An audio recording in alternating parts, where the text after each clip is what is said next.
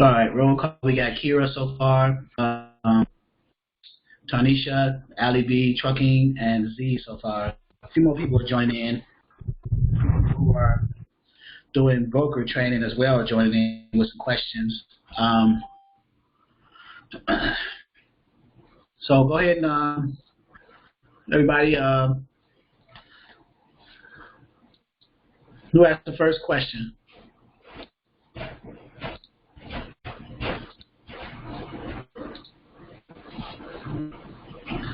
And bring up 1, 2, 3 lower board.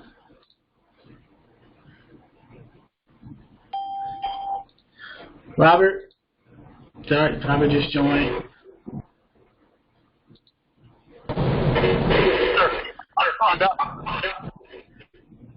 Hey, what's up, Robert? I know you driving as usual.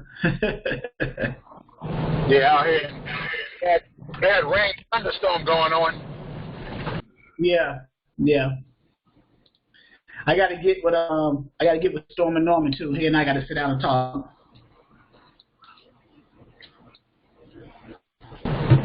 Oh yeah. Yeah, a lot of knowledge. Then you got a lot of knowledge, man, and we came up together, man.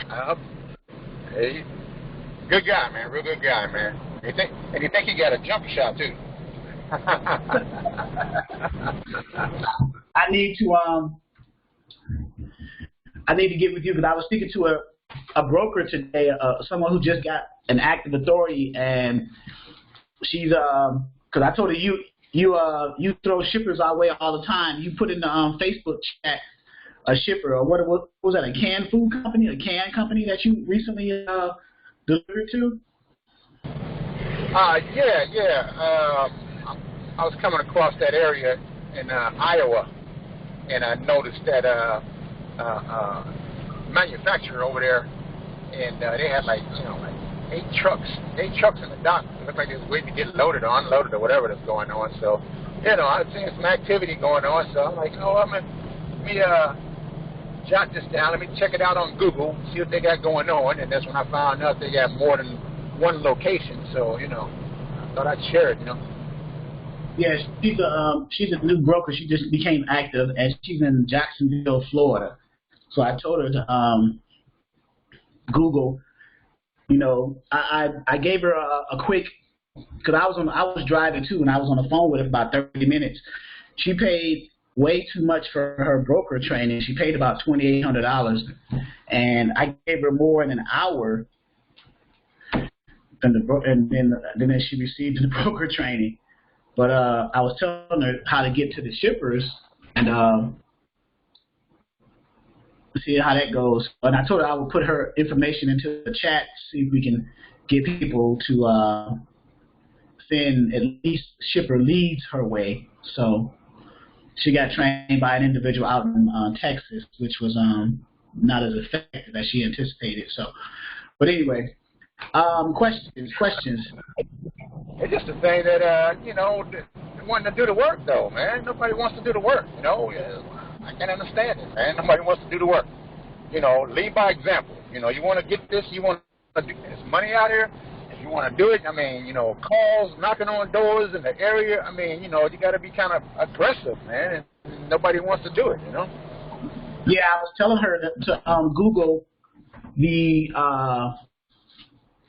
brokers or the manufacturers and shippers in her area, and if they're close to her, then go ahead and visit those sites and pitch, her broker services, and then she was asking me, well, how do I do that? And then just put together your broker packet and go in there and sell yourself. So that's it. Hey, Marcelo. Hello, Chas. How are you doing? Hey. Okay, the question I had told you to tune in. What was the question you was going to ask me? Yeah, the question is about, as I told you, I think I'm planning to buy a truck and get my own authority, right? Okay. And the question is about finding a good driver. Right. So you want a So you're trying to hire a driver under your trucking company.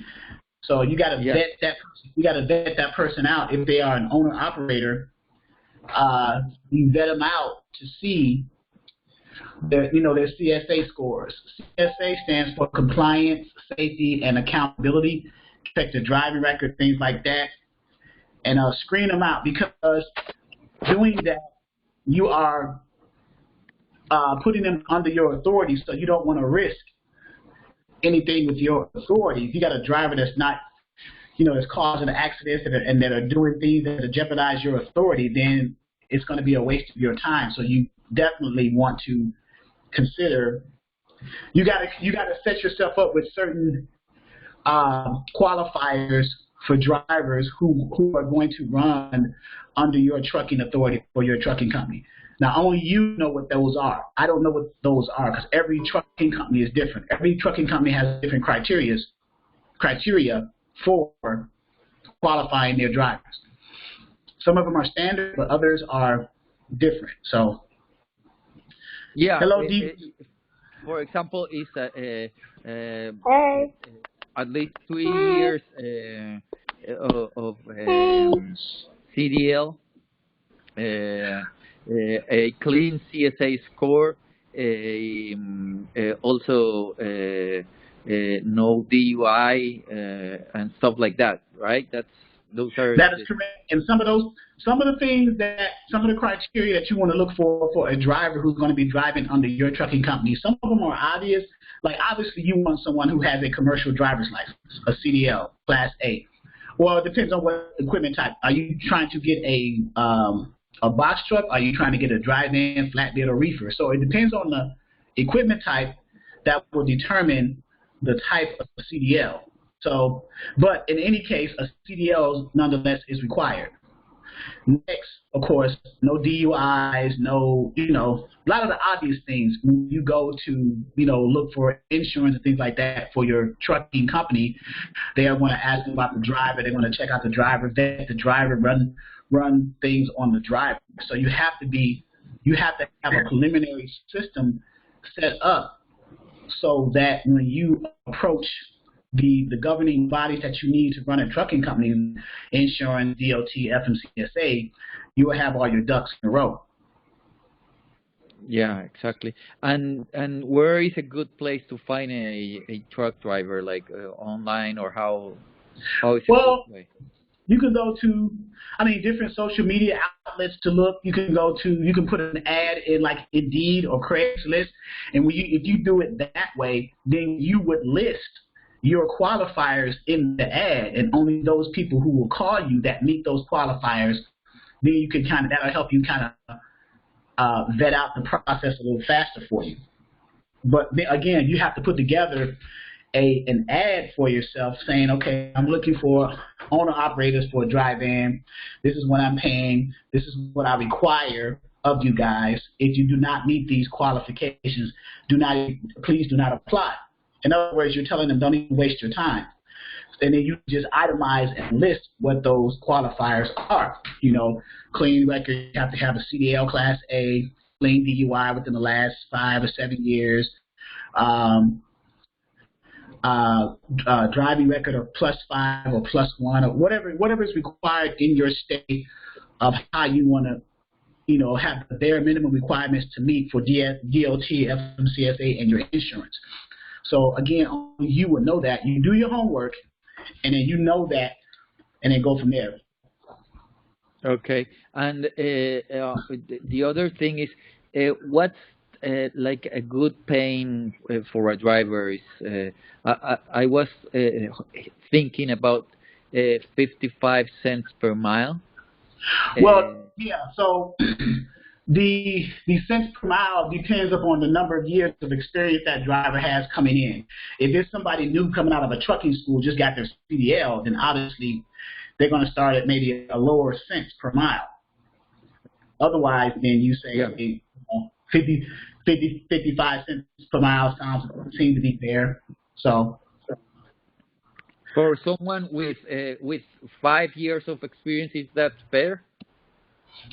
5 years of experience, and they have a clean record. No, I would say more close to $1 a mile. A dollar now? Oh. Close to $1 a mile, between 85 and $1 a mile. You're getting up there now. You got a number of years of experience, so you have to take that into consideration, especially if you want to keep a driver. The more years experience the driver has, the better you want to pay them so they can stay around longer. The less accidents you have if you got experienced drivers. Thus, the more money you make for your company. So you have to incentivize the drivers that have the experience to keep them around. It makes good business sense to do that. You don't want to shortchange drivers, especially those who are seasoned 5 years or better, by paying them 55 cents a mile. They're not going to be around long. So. Okay. And what about if it is a percentage of the load, like let's say 25% or? Well, I would start off with a cents per mile, even at 5 years experience, and then gradually move to a percentage of the load. Because even someone coming in with 5 years experience, they're coming in new to your company. You don't know how they drive, even though they have 5 years of experience. So start off with the cents per mile, and then as you gauge their experience with your company, then you determine to transition from cents per mile into a flat rate percentage of your particular loads. Okay. But 80 cents per mile is a lot. That's including the company has to pay also the 7.5% of the employee taxes and all that stuff, or is gross? Well, I don't know how you're going to structure your company, but 80 cents a mile is not that much to the driver, especially if you're getting loads that's paying $3,000 to $4,000 or $5,000 going out and back. So that's actually peanuts to the driver. It's actually an insult. If I was a driver with 5 years experience, I wouldn't work for that amount. But again, you have to crawl before you walk. So you have to get those loads first. I don't know if you're in a position right now to have those loads and you're just looking for drivers. Have you started to establish your trucking company? Do you have the loads ready? You just need a driver and things like that. If you are not there yet, then my advice to you is not to speculate on the numbers. You want to get to the point where you got the loads and you need the driver. Don't speculate on the numbers. Get those loads first and then figure the rest out later. Yeah, but how I get the loads if I have the trucking company, the truck, and I don't have yet the driver, right? What I meant by getting the loads is when you first get driving, you got to get your authority first, get the truck, get your authority, and then get the drivers, get them qualified based off your criteria. Start off small with little loads, paying them a certain amount per mile, and then over time, you're going to come across other loads from shippers and brokers, and as you grow and scale your business, those numbers are going to go up. That's what I'm saying. Okay. Yeah. Because my advice to you is don't put the cart before the horse. So yeah, because on my like my business plan, I'm planning more or less about 130 miles, 130,000 miles a year, right? Okay. That's I think that's fair for a business, right? Correct. So let me answer this question for Tarnisha real quick. She says, what are the main components of negotiating a reasonable rate that will be beneficial? Okay, Tarnisha, unmute yourself. I'm unmuted. Can you hear me? I can hear you. Okay. So, what are you asking? What are you asking specifically, as far as with the broker, or? Okay, right, yeah. Like, for instance, if there's a load going to, I'll say South Carolina to Florida, and it's like 200. Hold on. I'm gonna. Can you see my screen? I'm sharing my screen. Yeah. Okay. Yeah. So what city in South Carolina? Let's just. Orangeburg. I'll say Orangeburg. Hopefully, I spelled Orangeburg correctly. Mhm. And going where? Florida. Maybe Tampa.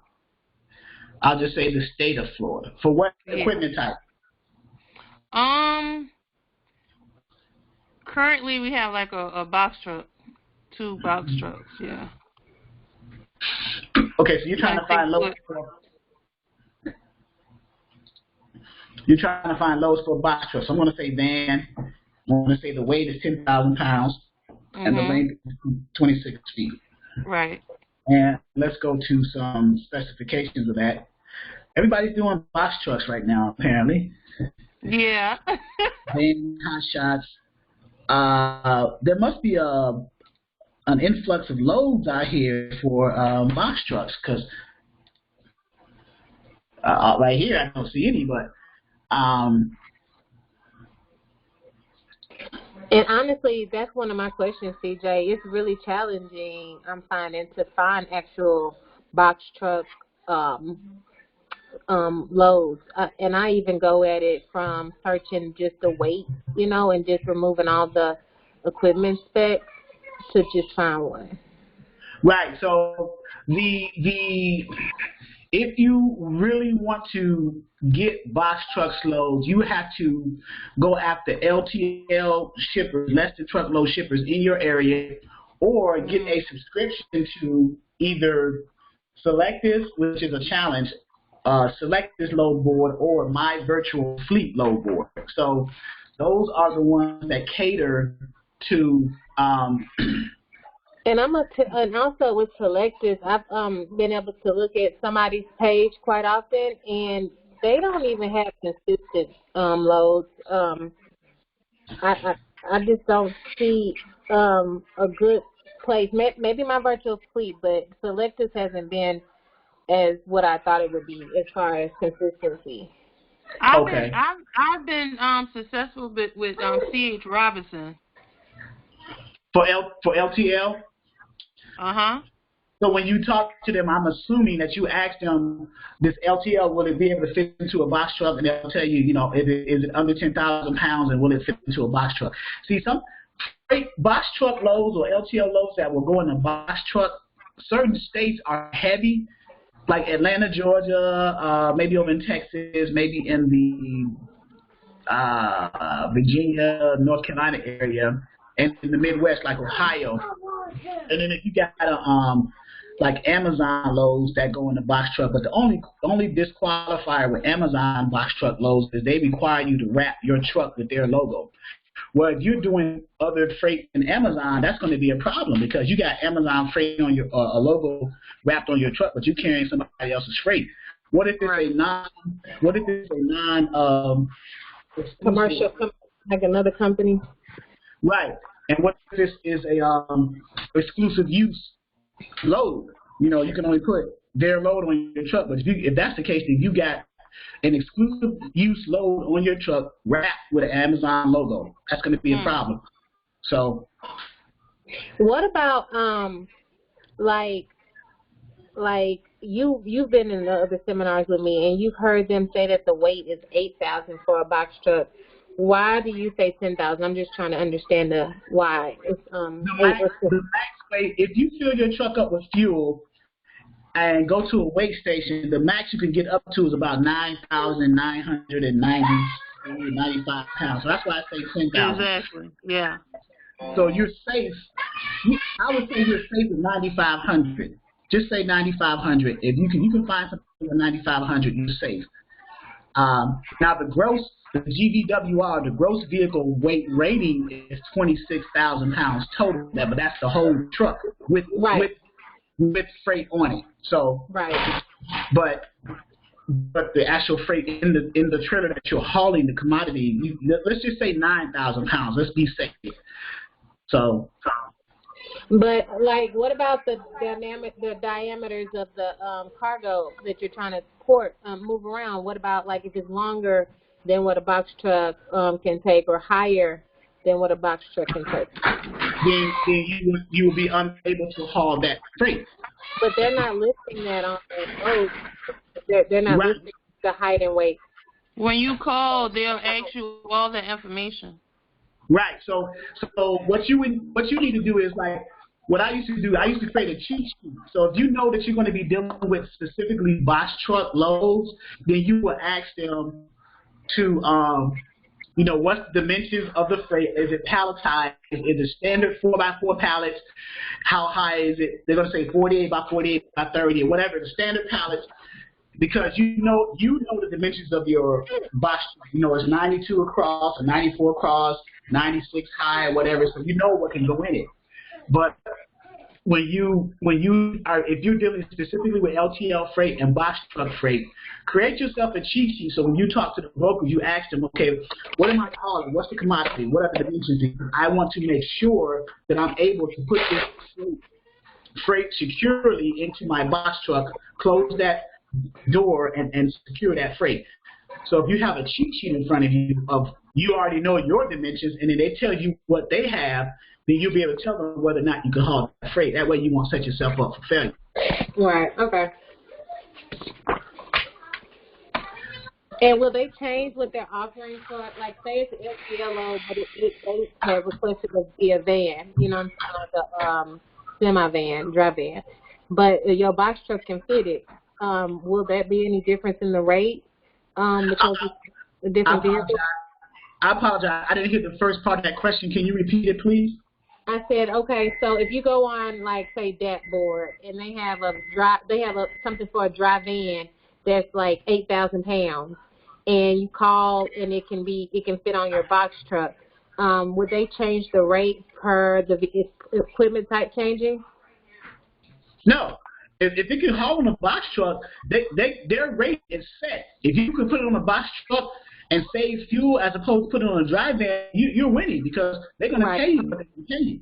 You're winning. I didn't know if they were set on having a certain kind of equipment pull up.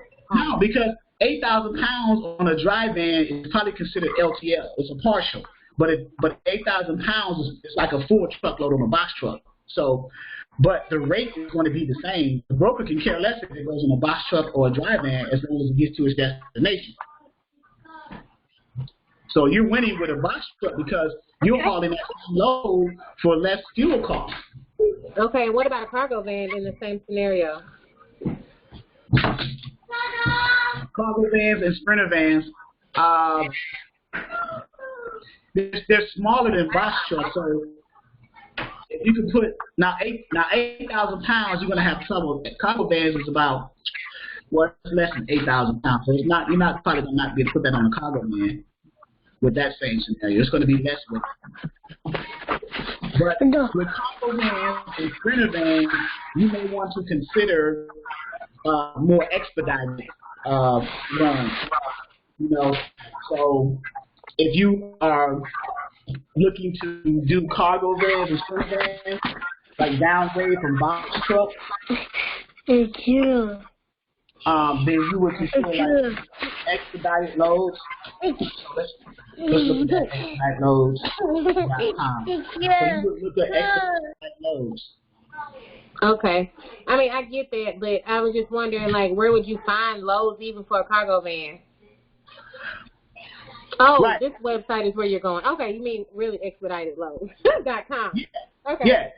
There's a website called expediteloads.com, and then there's a few others. Then you can expedite trucking, because cargo van, those are like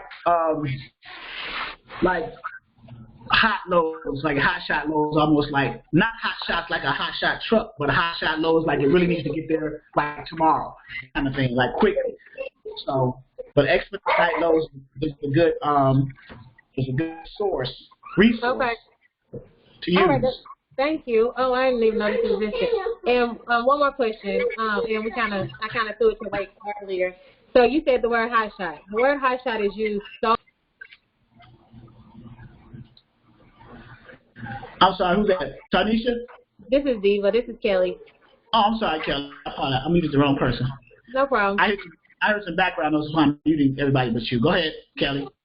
What I was basically saying is that people use hot shot a lot. They use it for like dually trucks, for vans, for like what is the pure hot shot like definition?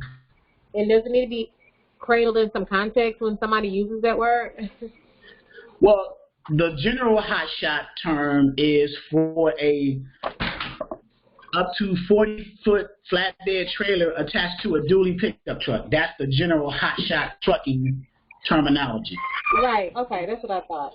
Yeah. So when a person mentions hot shot to you, they are referring to that hot shot. Let me see if I can find. Are you on the screen or on the phone? I'm on your screen. Okay. So there's actually a load board for that too. Hot shot load boards, not direct freight, but there's another one. Wow, I think there's a little light in there. Let me hold it right there. But it's a dually truck, a pickup truck attached to a up to a 40-foot trailer. And I was trying to find an image of one, but apparently I'm having trouble finding that. I know what you're talking about. The ones with the double wheels in the back and the big truck. Yeah, I know what you mean. But I just Correct. hear people. That's not the only kind of. Is hot shot the type of trip or is it the type of vehicle? Is basically my question. Well, the hot shot. If you saying you need something to put on a hot shot truck, that means that's the dually with the trailer. Now, a hot shot trip can be anything. It can be a just in time, an expedited, overnight thing. So it depends on the context of how it's used when you're talking to the broker or whatnot. Okay, so it does have dual terms. I mean, terminology is basically. Yeah, but yes, they do depending on the context. But the general meaning, the first general meaning is for the dually pickup truck with attached to a 40-foot trailer. Okay. Thank you. Yeah, and you sent me a whole text of questions. Let me go through. The other one that I kind of have that's a burning question. Oh yeah, power only. Oh my gosh, like how do you even find loads for those guys? Well, power only. Let's go to the low boy here. So let's say you in Atlanta, right? That's right. Mhm. Okay, so a power only is just the tractor itself, the truck. Right. Okay, so let's say you're looking for a power only to go anywhere. So let's just delete this. In terminology, is normally like a drop and hook, right? That's what they call it. Well, you have several things. You have dropping hooks, you have loadouts, you have towaways. But it all means a power only. You have going to the ports and doing intermodals, which means they're attached to a chassis trailer and they go pick up the containers at the ports. But it's still done with a power only truck. So it could be used in different contexts. But if you're saying power only just to mean power only, then right here, power only. That just means the truck itself. So that means that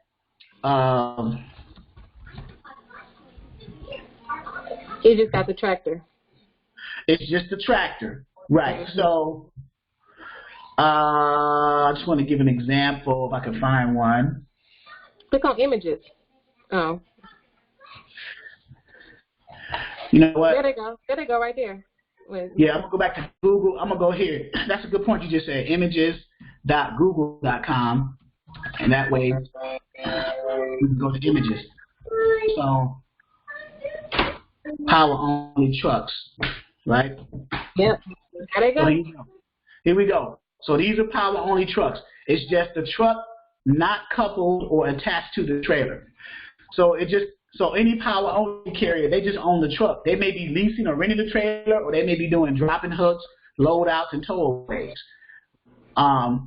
To find those loads, power only loads, if you get a power only carrier who owns their truck and they want to set up a dispatcher agreement with you, you say, okay, I'm a power only say I'm a power only carrier and I'm based in Atlanta and I want to go, I can go anywhere.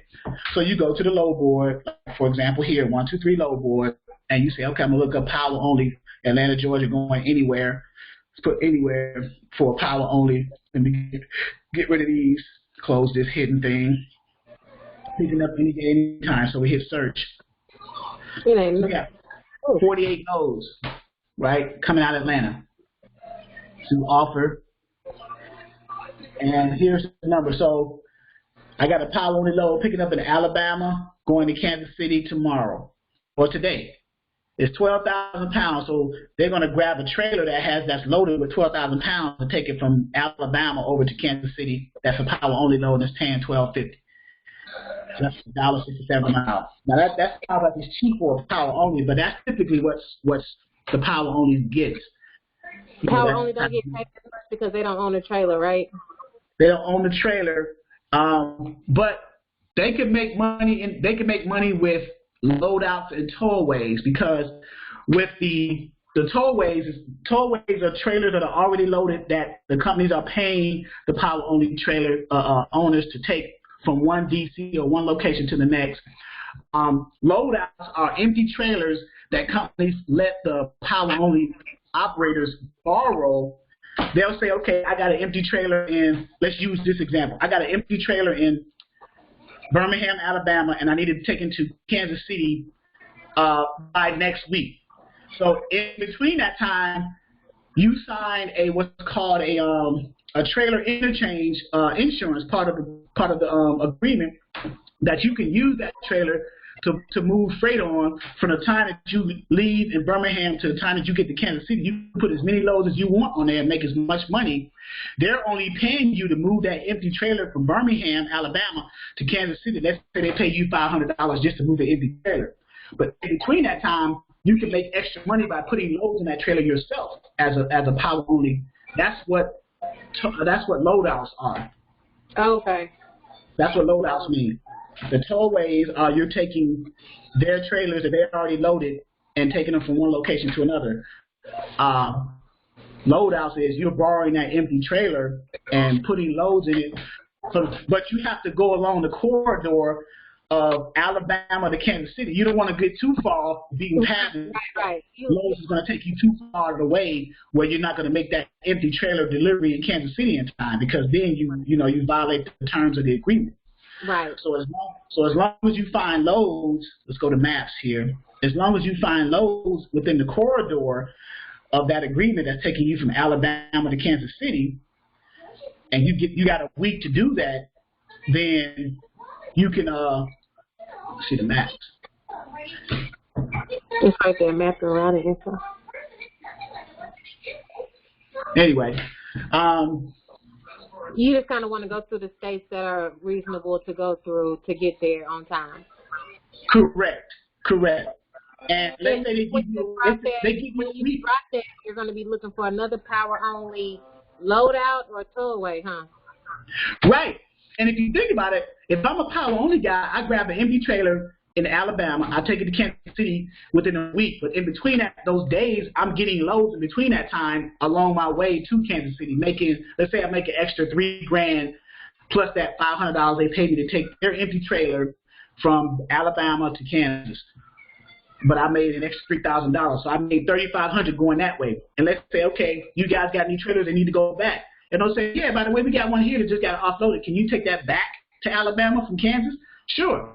You can do that within a week. We'll give you another $500. So you go back now, and you find some backhaul loads. Okay. So that could be work. Now, it's a little extra work involved in that because it's kind of hard to find loads like that unless you get to a point where you set up dedicated stuff with loadouts and tollways, and you get with brokers who specialize in that type of stuff. Right. That are running. But at some point, a power-only guy is going to say, okay, I need to at least lease a trailer until I can afford to pay for it. That way I can get more money because I got a trailer with my power-only unit, and I can, just keep running. Okay. Sounds good. Thank you. Okay, so now what's the next one you had on here? Okay, hot shots, power-only. How do you generate need for equipment you prefer? And then drop hooks is like the power only we did. Do you charge a deposit for dispatch? And if yes, how much? I do not. There's either a flat rate for dispatching fee. You talking about what the dispatchers charge to the carriers for dispatching for them? No, so like for your carriers got to pay you, right? And you hoping that they pay you. Do you have them secure a deposit with you to ensure that they make payment? And if they don't, it goes towards their last week of dispatching, or how do you secure that the carrier is going to pay you? No, I don't. I'm off I do not do it that way. Some dispatchers do. I live off the trust and honor system. I've had one case in all the dispatching I've been doing where a carrier didn't pay after he delivered that one load, but he eventually paid after. And it was a $1,500 load. I charged 10%, so out of $1,500, all he had to do was give me $150, and he was making a big deal out of that. So eventually he paid it, but I do not get a upfront payment because I just don't do it. Some dispatchers do. That's fine. I have no problem with it. Me, I just personally don't. Okay. Tanker. What's that? Robert's a tanker carrier. Yes, sir. Yes, sir. Yes, sir. Robert, can you explain to this brokerage what a tanker is? Because you drive tankers. Yeah, hazmat. Now, hold on. I had to flip this dryer off right quick, man. I had my blinker on. Trying to get into the middle lane, and he all above me, cars coming on the highway, I'm like, okay, I got enough room to get over. He trying to rush, Golly, man. 2 seconds to let off the fuel and 20 seconds to pass, I don't know, man. Yeah. But anyways. Yeah, tankers are like, depends. You get some hazmat tankers. You got some regular tankers that just carry like milk or whatever, But it depends on what you're trying to actually. Can you hear me? Hello? Yeah, I can hear you. I pulled up the image of different tanker trucks so they can see what they look like too. And Robert is saying that there are certain endorsements that you need depending on what you're hauling too, like hazmat endorsements, tanker endorsements that qualifies for you to run. There's placards that you have to display. There's paperwork that you have to keep in the truck so if you get pulled over and inspected that you're covered. So go ahead, Robert. Yeah, I haul fuel, so all different stipulations as far as what you're hauling. There's milk out there that you can haul. There's just a lot of bulk items out there, like oil or whatever, transmission fluid, antifreeze. All that can go in a tanker. And so did you, Robert, have to get special certification on all the things, or is it that people have to be licensed to haul? So I'm going to repeat, Robert, do you have to get special certifications or endorsements? What special qualifiers did you need for your tanker, Robert? You just need, if you're going to do hazmat, you would do, get your hazmat endorsements. You get your tanker endorsements. If you're going to haul tankers, it's good to have. If you can get all the endorsements that they have, get them. That's what I would say. Don't leave yourself, boxed into just one thing. Be able to, but it's fairly easy, though. Yeah, as far as the you still need a Class A CDL, and then with the tanker, you just gotta know how to operate that specific unit, right? Yeah, you can be a Class B CDL with a hazmat or tanker endorsement. It's just an endorsement, That's all it is. It's an endorsement. Okay. Because Lee just asked, can you get into tanker out of CDL school immediately? If so, which companies? Well, that they really have you to have like 2 or 3 years experience because tankers is no joke. It's no joke. You got stuff sloshing around. It can push you into the middle of the highway and everything. So knowing your vehicle and knowing how to handle it first, you know, would be a good thing to do first, you know. So when you're coming out of, say, like school or whatever, you know, go do the box truck. I mean, you have vans or reefers or whatever, you know, and then, you know, after you get like 2 or 3 years experience, you know, come in and, you know, get your hazmat job, you know, hauling tankers or something. I was out for 5 years myself. Then I came in and pretty much broke my ticket. Okay, there you go. So you need some experience under your belt before you even consider doing the tankers. Oh, definitely, most definitely. Okay, all right. Thanks, Robert. And the last question from Global Divas is, how do you generate leads for equipment? I'm assuming you're saying equipment types you prefer. Yeah, because you get a lot of calls for power onlys and cargo vans and stuff, and so I know you mentioned earlier about the lead, you know, on Craigslist and Indeed, but it don't matter. They'll still call you because they just want somebody to put them on the road. Okay, so as your brokerage, are you targeting the 3 major equipment types, or are you going after just about, because I'm assuming you. My preference is vans, reefers, and flatbeds, of course, but we do have an allocation for a small percentage of other type of equipment. But that type of equipment is the most sought after. It seems like as far as dispatching. Which one is that? Hot shots, box trucks? It'll be hot shots, box trucks, and cargo vans, and power only. Okay, so then as a broker, if you are starting to realize that those are the most sought after ones, then I would target shippers who have commodities that can be hauled on those equipment types in your area starting out. And then if not, you can branch out because you are a broker, so you can cover any state in the country. Right. But if you're starting to notice that you're getting no, well, I'm speaking about the dispatching services that we offer more so than the brokerage services. I mean, I get what you're saying from that angle, but even from dispatching, you know, you get, like, the people that call most frequently are those equipment types.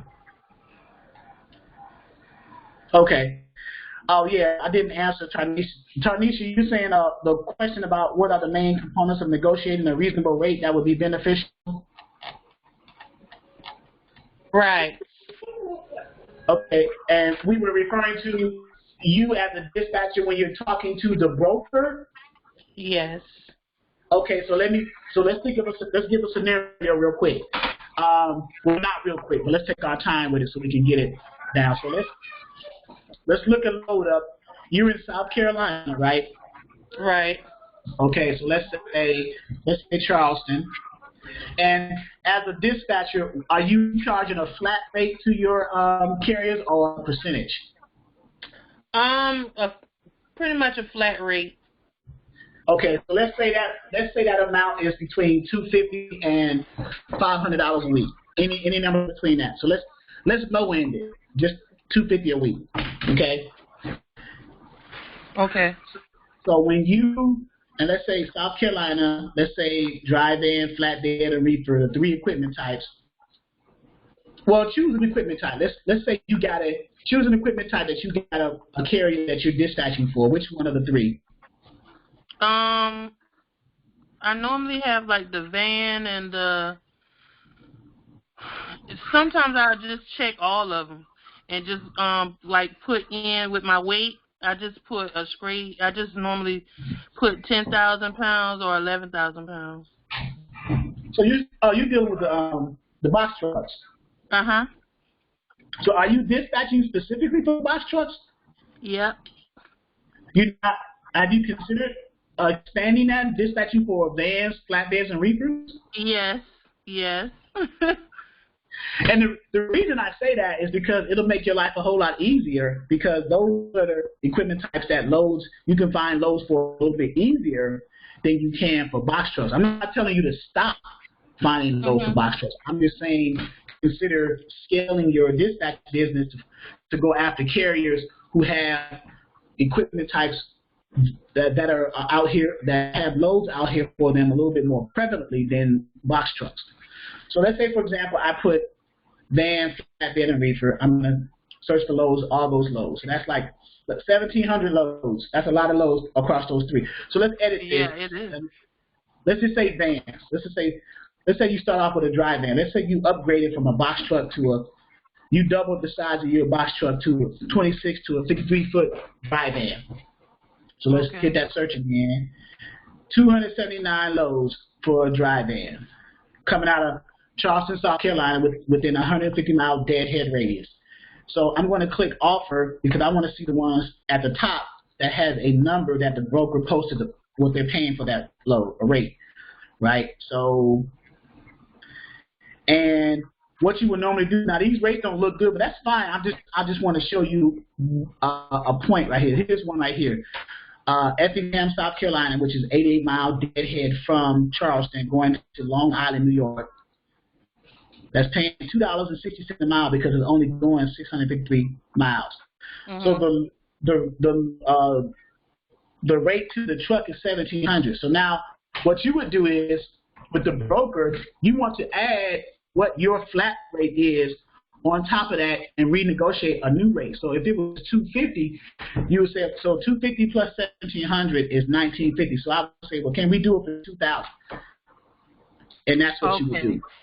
Okay, because sometimes I pretty much know how to negotiate, but sometimes I feel like I'm like under, negotiating and missing out. So that's why I asked right. the question.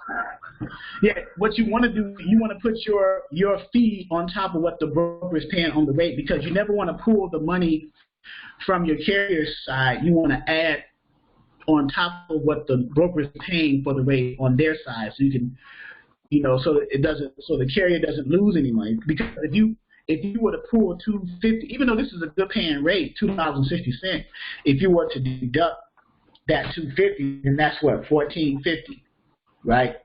Right. And that's still a good rate. Let me bring up the calculator. It would still be a good rate going to the carrier, but you don't want to pull money from the carrier's pocket. You want to take it from the broker's side. So $14.50 divided by the loaded miles, which is 653, it's still going to be a good rate. $2.22 is still a good rate for a dry van coming out of. Now the question is, what's the back haul? You got to get them out of that Long Island. Right. And what about the fuel cost? You didn't even subtract that. Correct. So if you go to, it doesn't show it in here, does it not? It did. Rate check, fuel costs. Here we go. So fuel costs, fuel surcharge, fuel costs, line haul, total cost. So now it went all the way down to, so the estimated revenue is $12.78. So the surcharge is included. The average rate per mile is $2.78 right here, but it's $2.60 right here when you take out cost of fuels. Here's the line haul revenue, $18. It's deducting toll costs going to New York, estimated fuel cost at 5.0 miles per gallon. So, and then you deduct all that. So now it's going to drop off. So after you cover fuel and tolls, this load is actually going to pay $12.78. So now if you take $12.78, you see that? So that's the beauty of that's the beauty of 1, 2, 3 load boy. You get to actually see some calculations. Now this is an average estimation. This is not etched in stone, but it's average. Right. So this is a baseline that you can use to kind of gauge how you want to approach when you talk to the broker. So now it went under $2 a mile. It's $1.96, which is still not bad because if you check the national rates for a dry van, let's go to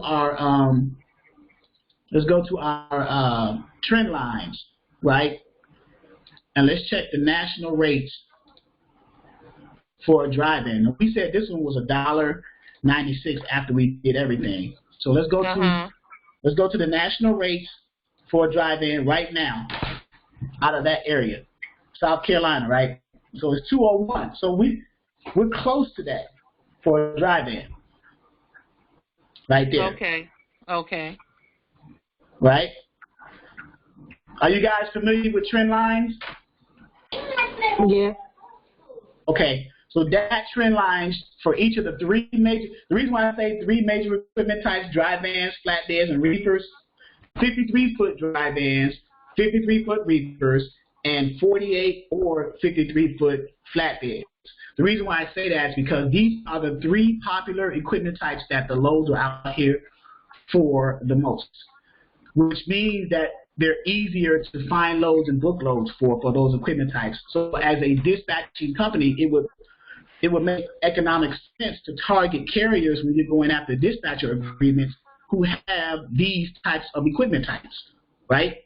Because you increase the probability of you finding loads and making money sooner, as opposed to dealing with, the only way I can see a box truck or the small equipment types is if you have like a contract with companies that only deal with those equipment types. You know, otherwise I would be like, okay, let me focus on getting at least one of each of those carriers, one drive in, one flatbed, and one reefer, three carriers, and running those three carriers, running those weekly, you know, consistently with backhaul and things like that. If you average $6,000 a week for each of those three equipment type carriers, that at a 10% dispatching fee per carrier, so that's $6,600 per week times three carriers. That's $1,800 a week going to you, right? Oh, okay. That's you understood what I just said, right? Yeah. Okay, so I'm going Now to it's making sense. Now it's making sense. Right, so I'm going to repeat that. Say that figure again. Okay, I'm going to repeat that. I'm going to repeat that very slowly. So, a beginner dispatching company, in my opinion, should focus on the equipment types that are out here that loads are moving for easily, which are the 53-foot dry vans, the 53 or 48-foot flatbeds, and the 53-foot reefers. Because every time you go to a load board, there are tons of loads under those three equipment type categories. So once we have that understanding, we say, okay, well, gee, I'm a dispatcher. Let me target, when I go after carriers to try to get under a dispatcher agreement, let me target those types of carriers, because now I increase my likelihood of generating revenue for my business, because there are plenty of loads out here. I can go to any load board, put in any of those three equipment types, and you're going to get a ton of loads showing up. All you got to do now is just pick one based off of where your carrier is at that point in time, right? So once you do that, let's say, okay, as a dispatcher too, I'm a brand new dispatcher. Let me see, okay, there's three equipment types. Let me get one of each so I can get some experience with one of each, so I'll know how to maneuver with each of those three equipment types. I'll know what the special requirements are for the dry vans, the flatbeds. What do you need? You know, the accessories that come with that. You know, the dunnage, the pipe stakes, the straps, and things like that. So let me get one dry van. Let me get one flatbed. Let me get one reefer, and understand how to navigate each of those equipment types as I dispatch for them. So then you got three carriers, right? And you're moving those. And on average, you can average, if you move them consistently, you should be able to handle three carriers, one of each equipment type, you know, starting out as a new dispatcher, and find, you know, $6,000, let's say $6,000, let's say $5,000 a week per each, let's say $6,000, because if you find three loads a week for each of those carriers, that's paying $2,000 a load. A load picks up on Monday, delivers on Wednesday. That's a $2,000 load. You pick up another load, $2,000 on Wednesday, delivers on Friday. A two-day load at $2,000. That's pretty average. So Monday to Wednesday, Wednesday to Friday, Friday to the following Monday. That's three loads a week. That's at $2,000. That's $6,000.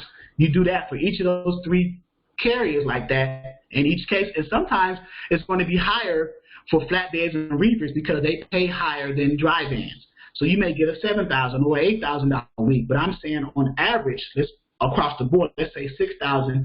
Let's lowball it. It's always going to be greater than that, but let's lowball it just to give you an idea of how much you can make minimally. So $6,000 for each one. You charge, let's say, 10%. So 10% of 6,000 is 600 times 3, because you got 3 carriers: dry van, flatbed, and reefer. So 600 times 3 is 1,800 to you, the dispatcher. So $1,800 a week, and you're maintaining, finding loads for them, you know, like that. 1,800 a week times 4 weeks. This is gross now. 7,200 a month times 12 months. That's 86,400, and that's just 3 carriers.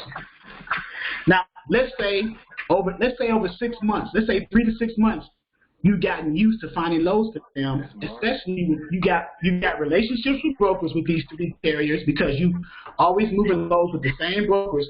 Now you've gotten to a point where you've got dedicated lanes. So now the carriers always know where they're going. They got those good paying loads. You don't even have to worry about them no more. You can scale your business now and add another carrier, and add another carrier, and put those carriers that you added into the same lanes that you have for the ones that you started with. You see where I'm going with this? Right. Okay. But you have to crawl before you walk. Those one at a time. You know, dry van, flatbed, and reefer. You have to go to the load boards, look at the loads on the load boards. These are called spot market loads, because brokers post these loads on the load boards. They're spot market loads. You have spot market loads, and then you have contract loads. So the spot market loads you always look for when you go to the load boards. You log in, you search based off of your equipment type for your carrier: dry van, flatbed, reefer. You find those loads. You call the broker. You say, hey, I need this. I'm looking at this load picking up in Effingham, South Carolina, going to Long Island, New York on the 31st. Is that load still available? Broker's going to say, yeah, let me check real quick. By the way, what's your guy's MC? You know, here's the lingo. Here's the dialogue between the dispatcher and the broker. You know, they let the MC up. They're going to tell you a few things. They're going to either say your carrier is already set up with that brokerage, or they are not, and who do I need to send the carrier package to? Obviously, you as the dispatcher, they're going to send it to you, because you're the middleman between the broker and your carrier, right? So you handle all the logistics in that part. So they send you the carrier packet. You know, you fill that out, representing your carrier. You put your carrier's information. You don't put the dispatcher's information into the carrier packet unless there's a line in it that says, you know, who's the dispatcher. Then, of course, obviously that's you. So, but other than that, you put the carrier's information into where it says carrier. You put their carrier, you know, XYZ Trucking or ABC Trucking LLC, whoever they are. And then you return that carrier packet along with the other documents that brokers ask for all the time when they process and try to bring new carriers on board. Can anyone tell me what those are? I can tell you. Who was that? This is Kelly. Okay. You need your W-9. You need the MC authority. You need a carrier profile. And you need a dispatch agreement for yourself. And you need an insurance listed in yourself as the person as, what you call it? You want yourself listed on the insurance. Okay, so you got 80% of that correct. Okay. So the W-9, you need that. So so let me go back. When you get a carrier under a dispatcher agreement and they return that dispatcher agreement and carrier profile, they return the dispatcher agreement to you, because that's an agreement between you and the carrier for you to provide the service of finding loads for that carrier or a fee, whether it's a flat fee or a percentage. Okay, so you file that over here in your filing system, and you just hold on to that, along with the carrier profile. The carrier profile is the carrier's way of telling you how they want you to look for loads for them. I got a dry van, 53 foot, I only want no more than 40,000 pounds. I want at least $2 a mile. I don't want to go in the mountains. I don't want to go to New York because of the tolls. I want to stay on flat land, maybe the southeastern Georgia over to Texas and up to the Midwest, that triangle corridor. Midwest down to Georgia, over to Texas, back and forth. That's a triangle corridor. So if I bring a map up, and there's a reason why they say that.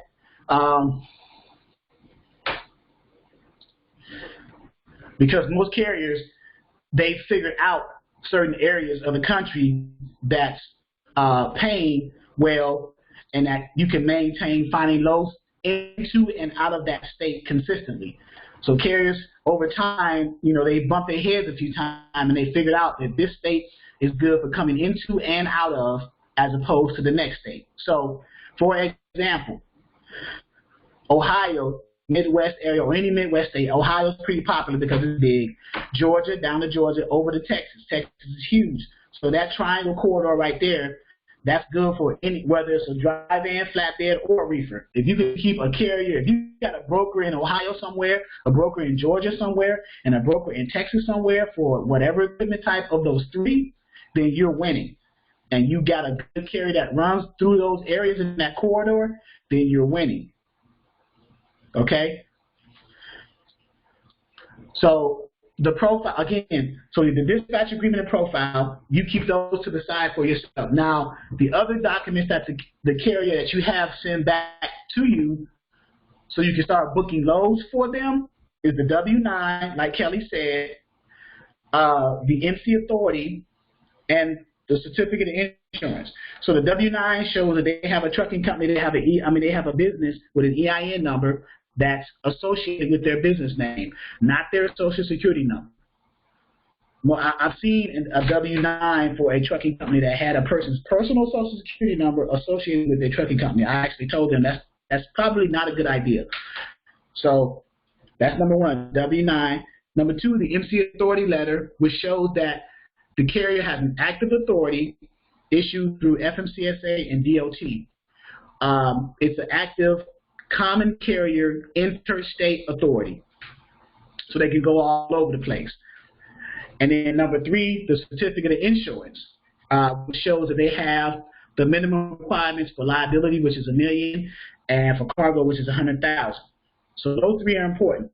If the carrier has a factoring company, then you need a notice of assignment, the NOA. So when you go to a broker, now you have these in your possession as a dispatcher, so when you deal with different brokers over and over again, you can upload them or attach them to emails for the broker so they can process your carrier quicker, so you can streamline your business and run your business quicker by booking loads faster. That's why we try to get those documents from our carriers up front along with the dispatcher agreement and profile. That way we're not chasing down our carriers looking for these documents. That's time wasted. That load could be lost. It could be a good load. So while you're saying, oh, man, I need a copy of your MC, man. Oh, yeah, I'll send it to you once I stop. I'm driving right now. So if you get a carrier under a dispatch agreement in the beginning, put some kind of verbiage in an email when you send that dispatch agreement out for them to fill out. Put some verbiage in the email saying, okay, return the dispatch agreement and profile, but I'm going to also need copies of your W-9 MC and certificate of insurance too. So when I book those in the future, going downstream, I'll have these already, and I won't be wasting your time trying to, find you to send them to me. It's just getting ahead of the curve. And that's it. So the brokers, you're going to fill that out, send that to the broker along with those documents. The broker's going to process that, run that through their compliance. They're going to put it in their TMS system, run it through their compliance team, just to vet out that carrier to make sure that they meet the qualifiers of their shipper to make sure that that broker's on board. So most brokers have an onboarding process now. Some brokers still use the regular manual way. Other brokers use what's called the RMIS system, which is real popular. It's an onboarding system, registry monitoring insurance system service. It's an onboard. The divas may be familiar with that, RMIS. And then once they do that, they'll say, okay, you're all set up with us. Let me send you a rate confirmation. They'll send a rate confirmation. You go over that rate confirmation with your carrier to make sure everything is good before that rate confirmation is signed. Because once that rate confirmation is signed, the load is officially booked. Now, there are cases where a rate confirmation is signed and sent in, and your carrier is on his way to pick that load up from the shipper, then the broker calls you and say, okay, oh, by the way, that shipper canceled that load. What is that?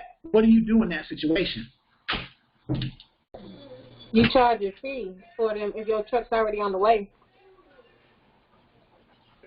And what's that called? It's a 4-letter acronym. Is it TOR? Let me see. It's a. Hold on. Give me a second.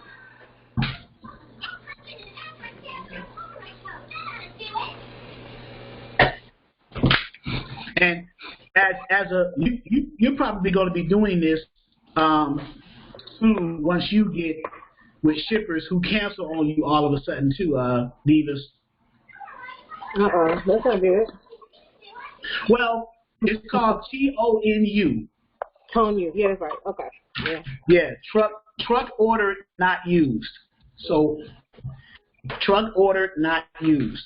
So as a brokerage, you may book a load, call your shipper, and say, hey, I got a truck for that load. Go ahead and send me that load tender.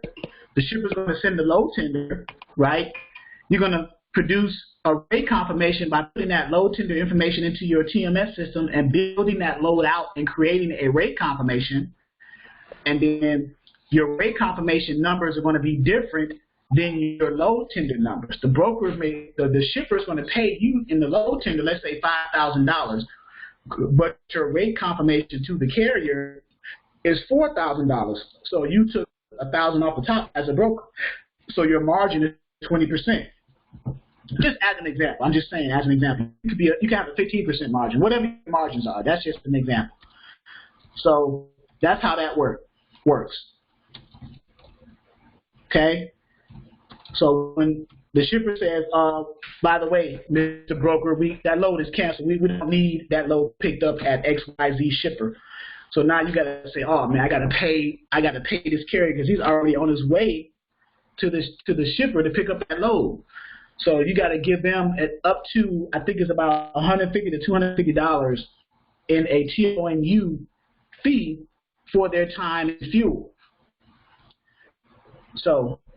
And in most cases, it's a small percentage of what the rate was going to be paid anyway. That's how TONU is generally calculated. Other times, it's just a flat number, like $150, $250. I haven't seen it going past $250. So as a brokerage, that's some of the verbiage that you're going to put into your broker-carrier agreement, because these are scenarios that pop up, these unexpected scenarios. Also, detention. As a broker, detention is going to pop up. Lumpers. So this is something to consider, Divas. Lumpers, your carriers that you have under your broker carrier agreement may get to a facility, or you may have it already included in the rate, already paid for the lumper fee. Other cases, lumpers may not be covered in the rate, and the carrier has to pay for that, and then you reimburse them as a broker.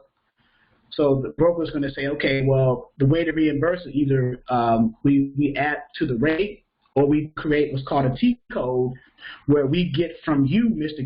Carrier, the name of the facility, the tax ID number of the facility, and the amount of the lumper. And then we produce a code that you, Mr. Carrier, give to the shipper, and they process that and pay for that lumper.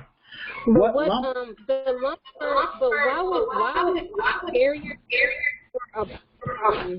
or why would a carrier pay for the lumper? The shipper should be providing the cost, right? Carrier and trying to get right. The broker gets the payment. The broker gets the payment from the shipper, but some facilities do not either take. Like I had a situation where a carrier couldn't. He wanted to pay for it. He was at the door like 4 in the morning.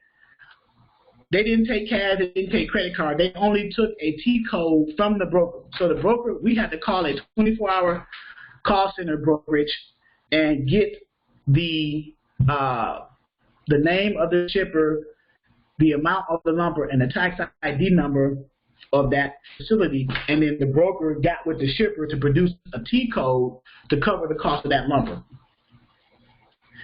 But in most cases, it's either rolled in, the lumper fee is either rolled into the rate already paid for,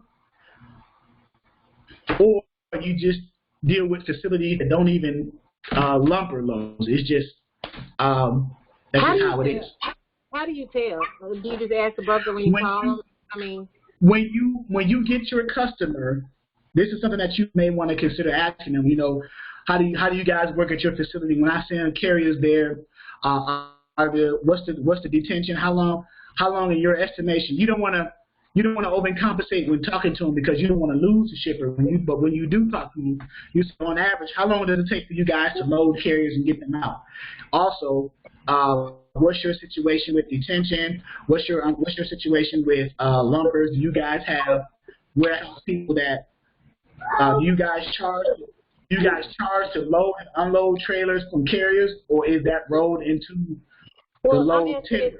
I'm asking from a dispatcher position. If I'm sending a flatbed out to a location, and on my rate confirmation sheet, I put on there the detention rate is $50 an hour after 2 hours. Tongue is $150, and lumper fees need to be negotiated before my truck gets there. Because there's not fair for me to be surprised at the time my truck shows up. Correct. So you correct. So you get ahead of that curve with the broker, so they have an understanding. You guys have an understanding before that rate confirmation is signed. This is what we expect. Because and we send our rate confirmation to the broker when we're dispatching with that verbiage and saying that the truck is on its way at the same time. So it's in writing. Truck's on its way. This is what we expect. If you cancel this at this moment in time, this is the fee if it's late, taking more than 2 hours loading, blah, blah, blah. And this is for lumper. Right. So you have an advantage being a brokerage and dispatching, so you can you look at it from both sides.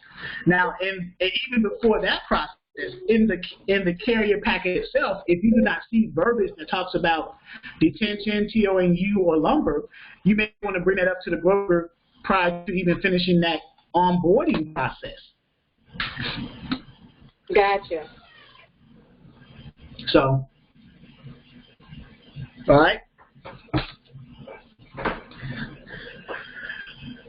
All right. Any other questions? Oh, this is actually good tonight. What y'all doing to me? We just getting better because of you. Thank you. You are welcome. Let's see. How do you find most of your owner operators when it comes to the like flatbeds, reefers, and dry vans? What do you do outside of and what do you do on LinkedIn? Because I mean, we created a page and so forth, and I requested almost every operator owner I could on Earth, but and we have some positive care being made. But what do you do? So on LinkedIn, do you have a premium LinkedIn account, or is it just a general?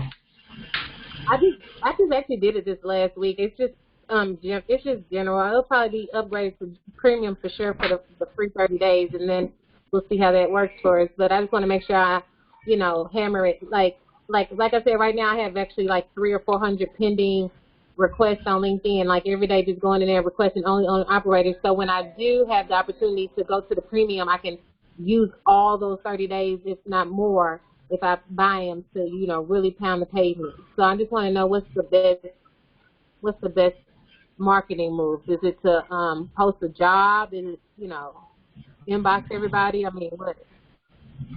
So are you looking for carriers from a dispatching perspective or a broker's perspective? No, dispatching. Okay. So then I would I probably wouldn't use LinkedIn for that. I mean, I guess you could, but are you familiar with Truckers Path? Are you familiar with Quick Transport Solutions? Are you familiar with that directory? No. Truckers Path. What was the second one? Quick Transport Solutions, Truckers Path, and that directory. Okay, no, but I'm going to get myself familiar with them. Okay, so let's see here. So Truckers Path. Well, you know what? I'm not telling the truth. I know about that directory from a shipper standpoint. All the shippers everyone in the world is listed in there. As far as truckers, is owner operators with equipment type listed, is only power only is ever in there. No, that's not true. So let's look at the first one, Trucker's Path. Okay. And let's see if I can find it. There it is. Trucker's Path. I'm going to sign in. Now, I use Trucker's Path in conjunction with the Safer website in order to make sure I'm not double brokering, right? I'm not, because I don't want to call a carrier who's under a who's an asset under a brokerage. So that's double brokering.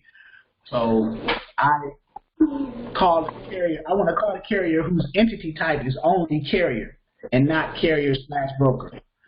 So here's a login to Trucker's Path. So when you first log in, right here, the truck search link, okay?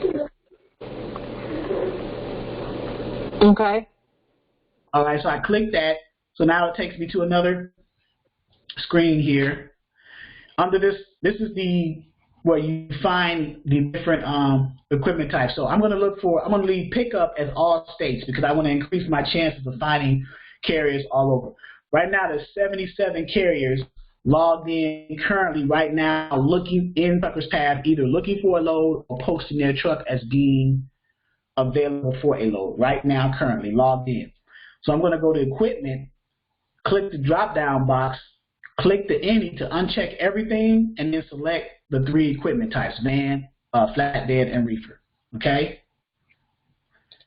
And then under safety rating, I'm going to do the drop-down and uncheck conditional because I only want a satisfactory safety rating carrier. I don't want a conditional or unsatisfactory because if a broker looks at the MC and sees that, then your likelihood of getting that load for that carrier decreases because their safety rating is conditional. There's something that's causing it to be conditional. And obviously, if I'm a broker, I don't want a carrier who has an unsatisfactory safety rating because that doesn't look good to my customer, the shipper. So I'm going to hit search. Now, I drilled down a little bit in my search criteria, so 77 should get smaller. That number should decrease.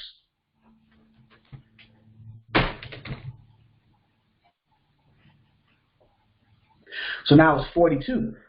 So now I got 42 carriers, and there are different equipment types of the 3 that we selected in the category: van, reefer, flatbed, things like that, right?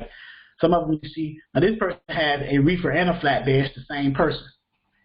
But if you notice, this person got in here a minute ago, their van is satisfactory, is his company. So in each case, you see these little blue drop-down arrows. If you click that, it opens up more data about that specific one. And then what I do is either copy the MC or the DOT, and then I put that into the filter in the Safer way under whichever one I copied. In that case, I think it was DOT. Now, in Safer, you got 3 ways to do a company snapshot, either through the DOT number, their MC number, or that truck company, or brokerage for that matter. I can type in your brokerage right now, and I can see information about your company because it's public record. So DOT, and I'm going to copy and paste that number that we just put in for that person, which is right here. So now it's Trejo Trucking, which is right here, Trejo Trucking, and his entity type is just carrier. So 1 truck, 1 driver, 1 power unit is the power only unit, the tractor itself. So he has 1 truck, and he's the only driver. He's been established since 2018, so he's got some experience on his belt. He drove 60,000 miles in 2015, and there. So he's a good candidate to call. But why did you come up with a power only truck when it says on here he has a van? No, it's not a power only truck. I'm saying he only has 1 power. He only has 1 power unit, and that's a van. I'm not saying it's a power only truck. Oh, okay. Sorry. Yeah, it's just, he only has 1 dry van. So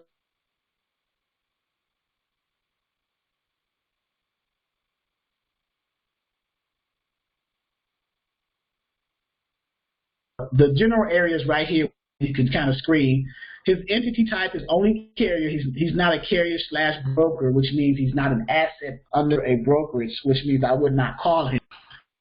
Then you would call this person if they are a good candidate, because this person seems to be a good candidate to call to at least consider to get under a dispatch agreement. You know, call them, ask them, are they looking for a load, drive in, where are they trying to go?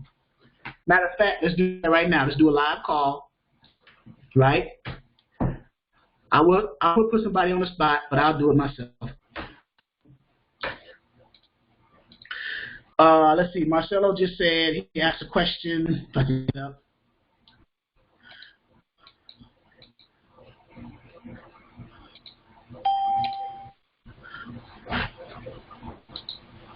Let's see here. When searching for a new MC, what's the best load board that work with new MC? Well, there's no specific load board that works best with new MCs.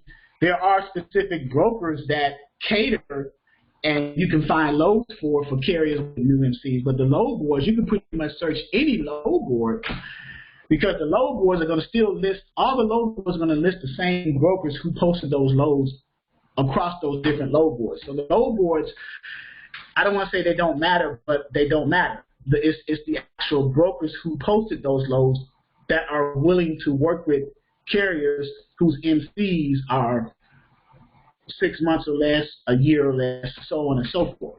That's how you should keep that in mind. That's the perspective that you should think of it on. Okay? So, dealing with this one here, Mario Trejo, that was him, right? Blah, 307, 1719. Okay, so 847. So I don't know how you guys talk to carriers when you are trying to get them under a dispatcher agreement. What your terminology is, what your lingo is, how do you speak, things like that. But here we go, right? I'm gonna put it on speaker.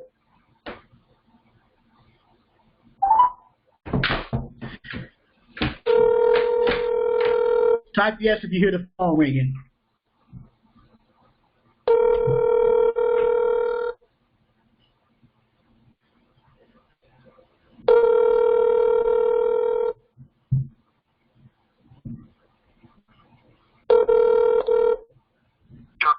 Okay.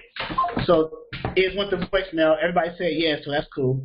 Here's what the voicemail. So he may call back because he might see a missed call and he may think it's a broker in Virginia. That's where my number's calling from. But if he would have picked up, I would have asked him, you know, are you under a load or looking for a load? Then he would have said, let's see, somebody asked the question, do you find brokers that work with new MCs in a specific load board, or they just post on all? They just post on all load boards. So in the back office, Marcelo, under load boards, under Module 2, which you have access to,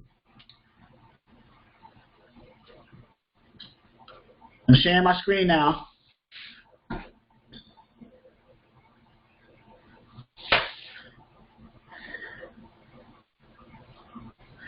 Load boards. So, no, wait a minute. Forms and documents. My apologies. Forms and documents. So, I got different forms and documents, resources back here, one of which is brokers who work with new MC carriers. So, that's a PDF. So, here's a list of 11 of them. Some of them are popular, like C.H. Robinson, England, Fifth Wheel, Freight Management, KCH. Some of these are popular. There's another one I need to add in there that I came across recently. Diva said it's the ship that takes new MC, not the load boards. Or I'm not sure what you meant by that, Diva. Kelly. No, I was just finding his question. It's not necessarily the load board that won't take a new MC. It's the shipper and the brokerage company that won't take a new MC. Right, because the brokers work for the shippers, and the shippers require. Some shippers don't, they don't care as long as the load gets moved, but other shippers require that if you're going to work with me, Mr. Broker, then your carriers, people who are hauling that, they have to have at least a year authority. So when those brokers get calls from carriers and trying to book loads, that's one of the requirements, that you have to have at least a year or 2 years on the active authority. So the brokers are the true middleman between the carriers and the shippers. So there you have it. So that's resource number one, Kelly. Resource number two, as far as the carriers. Resource number two is, so that was Truckers Tab. Resource number two is something called Quick Transport Solutions. Okay? Right here. I'm going to put a link. I'm going to copy the link and put it into the chat, and you'll have it. Okay? Thank you. There it is. So in Quick Transport Solutions, you can have a login, but you can go to the free version right here under Resources. Click that and do Search Trucking Companies. So under Search Trucking Companies, let's select your state, Georgia. We don't have to put a specific city. Let's just keep it the state of Georgia. No company names, because we want to have any company names. Number of trucks. Since we are new dispatchers, let's say 1 to 5 trucks and 1 to 5 tractors, trailers and tractors, right? Operations, let's say interstate, okay? And then we hit search. So now we get page 1 of page 8. 993 results. We got 993 trucking companies in the state of Georgia, right? So you scroll down all these. You see that? Yep. Yep. So that's resource number 2. And what you would do here, you would say, okay, 1 truck, 1 driver. Here's their MC, DOT. Here's where they are. So you would just click on the information about them, and you can get some feedback on who they are and what they do. Here's their insurance information. All this is public record, right? Where they're located, literally on the Google Maps, and history about their insurance.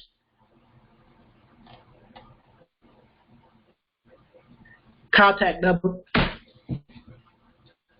That's resource number 2. Resource number 3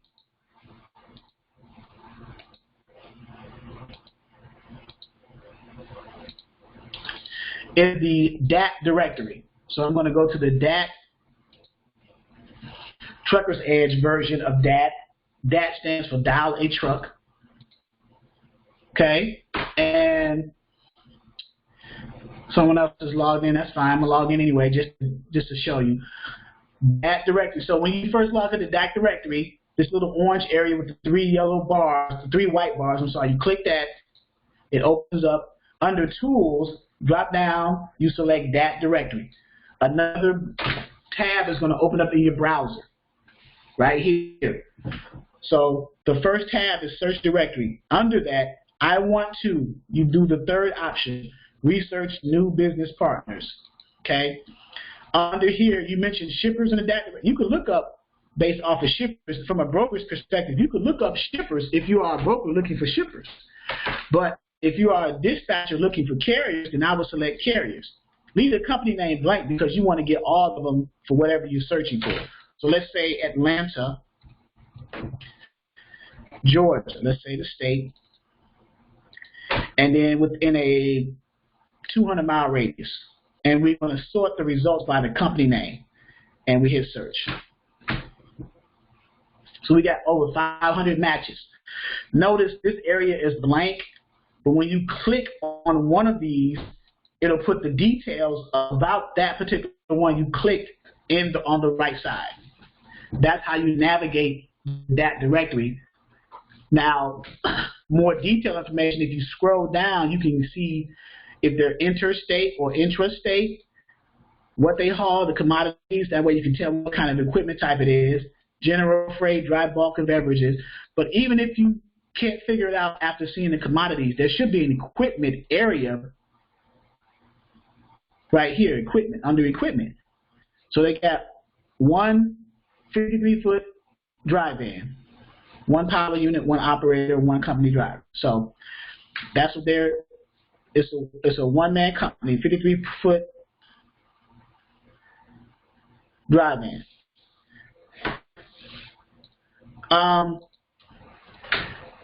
Z asked, what's the DAP login information for truckers ask for the you are enrolled into the Dispatcher 101 training for beginners, right? Yes, sir. Yes, sir. Okay, so under load boards, under Dispatcher 101, you go to load boards. I'm not going to click it to open it up, but I'm just going to show you where it's at. So under load boards, this little PDF right here, load board logins. If you click that, it's going to give you all the logins for the load boards that are on there. Oh, I got you. Okay, thanks. Okay? Yes, sir. All righty. So let's choose another one here. 5 Point Logistics. Do the same thing. They're a truckload company. They go long distance. They're interstate. Scroll down to see if they have an equipment area. And they do. But it doesn't show their equipment types. But if you go up to the commodities, general freight, which tells me that they are a dry van. General freight can go into a dry van or a reefer, because you can, with a reefer, which is a refrigerated dry van, you just turn the reefer unit off and you can use it as a dry van. That's the beauty of having a reefer. You have two ways of getting freight. So if you're a beginner dispatching company, if you go after the reefers starting out, you can double your chances of getting loads for that carrier, because you can use it as a reefer unit, or you can turn the TCU, the temperature control unit, off and use it as a dry van. So if you can't find a reefer load for your reefer guy, you can find a dry van load for them. Do they expect a higher rate when they're utilizing the reefer portion, the refrigerated portion, and if so, how much? Yes, reefer units pay higher than dry vans. Yes, because the number one reason is you have to, that reefer unit has to be running continuous while you have that freight hauling, and then number two, there are multiple pickups and multiple deliveries involved in most cases with the reefer unit. That's why it pays higher than a dry van. You have reefer loads that are like 1-and-1, one pick, one drop. One pick up from the shipper, one drop at the receiver, one delivery. But in most cases, you have reefer units that's like 2 pickups, 4 drops, 3 pickups, 2 drops, things like that. And the more pickups and drops, the more you can charge per each pickup and each drop. So for example, let's say you got 2 pickups and 2 drops. Well, the first pickup and the first drop is included in the rate, but the extra pickups may charge an extra $200 to $300 per pickup and per drop, because you're sitting there waiting to get unloaded at those facilities extra for X amount of hours. You still include detention time in that rate. You add that in there. You add lumpers or TONUs, but you add the extra $150 to $200 per drop. So when you're negotiating those rates and you see, that's why when you call brokers and you ask them for a reefer trailer, how many stops is it? Is it a 1-and-1? They're gonna say no, it's a $2,000 load starting out, and it's going like, let's say 700 miles, right? So let's just put a scenario in here for a reefer guy. $2,000 load at 700 miles, right? Which is not bad. $2.85 a mile, right? But standard, generally with reefers, it's at least $3 a mile, right? Fair. That's a fair amount. So let's say that broker told you on that $2,000 reefer load going 700 miles that it was 2 picks and 2 drops. So you're going to say, okay, for every extra pick and every extra drop, I want an extra $200. So that means that there's $2,000 starting out. So you're going to add an extra $200 for the extra pick, plus an extra $200 for the extra drop, because you got 2 picks and 2 drops, not 1-and-1. So now that turned into a $2,400 load. Now you divide that by the 700 miles, loaded miles. Now that's $3.43. Now that's a fair amount right there. That's the perspective you want to look at for a reefer load. You add X amount of dollars to X amount of picks and X amount of drops to negotiate that rate up. Okay? Just keep that in mind. So just to be clear, can I ask, reefer trucks on average are looking for $3, dry vans and flatbeds are looking for $2? Well, when the market was before this COVID thing, that was dry vans was $2 a mile, flatbeds were like $2.50, reefers were like $3 a mile. But let's give a realistic assessment of it right now. So let's go back to our trend lines, our DAT trend lines, and give real-time numbers now. So for a dry van rates, here are the rates in the zone. These are zones because there are so many states in zones, right? So zone A, B, C, D, E. You know, so the A zone is paying $1.66. Here's the zone that's paying $2.01, and then the zones includes Florida, Georgia, South Carolina, North Carolina, Virginia. I think this is Tennessee, and I think that is it. Louisiana, I believe. So here's the Midwest zone that's paying $2.12. The Midwest is usually paying the most. Sometimes the Pacific Northwest and the Far West. So this is for a dry van. These are the national rates currently. Here's a flat now. Pay close attention to the zones, to the areas, the high numbers, right? So the flat, and they're going to be color coded too. So here's like an amber orange color for the van. Flatbeds, I think, are green. So national rates for the flatbeds. So here's green. So the same area, Midwest, $2.28. The Southeast region, $2.35 a mile. Now, because you got a lot of lumber down there, a lot of steel, rebar, machine parts, military parts down in this area. So. And then you got the other rates. So conceivably, with a flatbed, you got these three, $2.35, $2.28, $2.20. You could triangularly run a flatbed guy in these different zones back and forth. Remember that example I gave you, Ohio down to Georgia, over to somewhere in Texas, and back up to Ohio, that triangular one, 3 brokers running for the different equipment types. You can do that knowing this information, the rates. You can kind of like, this is called load planning.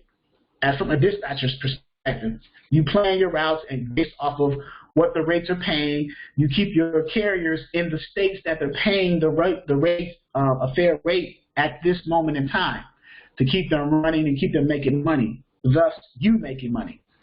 So now we go to the reefer. And the same thing. So now, out west is the most, $2.48, but you still got $2.39, $2.15, and $2.25. So it's well below what it was about this time last year, prior to this COVID thing, because things have been going down and it just hasn't been the same. 2018 was real good because rates were like $3.25, $3.15, things like that. But right now, this is what you're getting. So if you want to run a reefer person out to the Midwest, now be mindful, you cross this line, you're going to be hitting the Rocky Mountains. So you're going to be burning a lot of fuel. With reefers, you're burning diesel fuel and you're burning the fuel to keep that reefer, that TCU running. So as a dispatcher, you got to take that into consideration. Do you want to send your carrier through those Rocky Mountains just to get to a $2.48 a mile load, or do you want to keep them on flat land running in a triangular thing and don't have to worry about mountains as much? So these are the things as a dispatcher you want to take into consideration as well. You see, it's not necessarily a good thing to chase that high-paying dollar in that situation because it's going to average out and sometimes even less because you're putting stress on that tractor and trailer in those Rocky Mountains. I don't know, for those of you who have not been through the Rocky Mountains, it's not a pretty picture. And then you have the Appalachians over here in the Midwest, like in Ohio, West Virginia, and stuff like that. Going up in those mountains, those 5% slopes, grades, 7% up and down grades, that stuff can wear and tear on a tractor and trailer. So you have to consider that. But you wouldn't know that if you haven't dealt with dispatching yet. So it's good to hear it from people who've been through this experience, kind of put you onto the learning curve of what to expect. And to help you load plan and send your carriers to areas where it's going to benefit them a little bit better as opposed to stressing and straining them. Even though this is a good rate, you can still make decent money in these 3 zones right here for a reefer. So that's how you assess the trend lines and see what's going on. Now, if we go back to vans, now we got van rates, reefer rates. Let's see. Does the North pay more when weather conditions are? Yes, because freight still has to get in and out of there, and the risk is higher. So they'll cover tolls. They'll pay more to get that freight in and out of there. Snow, rain, sleet, hail. So yes. So if you, especially if you got to go on the island. So if you like over here in upstate New York is cool because you're on the Lake Ontario, Lake Erie, the water, the breeze over here. But if you're going on the island, any of those boroughs, Long Island, Staten Island, Manhattan, Queens, the Bronx, Brooklyn, you're going through that traffic there is terrible. All those one-way streets, you get stuck down there, it's over.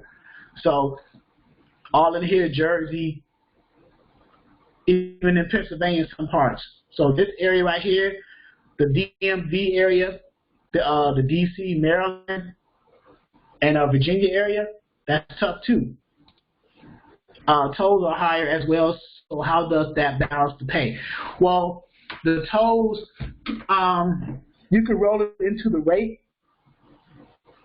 especially as a dispatcher. Once you learn what those numbers are, you say, okay, well, if I'm going over here, and most brokers know if they're going to send a carrier over to an area where there are tolls, then the brokers try to roll that extra money into the rate to help cover the tolls. If they do not, then you may want to consider working with another broker. You may still move that load, that particular load, get paid, get a backhaul out, and then don't deal with that broker anymore. But most brokers know, well, I shouldn't say no. Most brokers should know situations like that. If you're sending a carrier to an area where there's tolls and there's bad weather conditions, especially the Northeast. The Northeast is terrible for this, notorious for it. All up in the Maine area, New Hampshire, Vermont, all this area right here, this northeastern corridor is a nightmare. But it pays well because it's a nightmare. So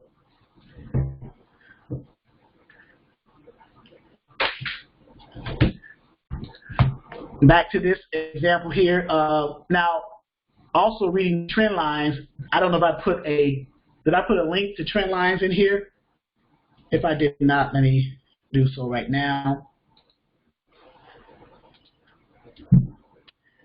If I did, that's fine. We'll just double up on it. But navigating trend lines for each equipment type for the rates. Also now, the van demand and capacity. What this means is for each of the equipment types, you got a category called van demand. So it's the load to truck ratio. So if the darker the color, the more loads per one truck. So in Texas, you got 5.5 loads per truck. So you got a 5.5 chance of finding a load out of Texas for a van. In this case, a van. So this is the legend right here. This is how you read it. For a flatbed, let's go to the load to truck ratio or the demand and capacity.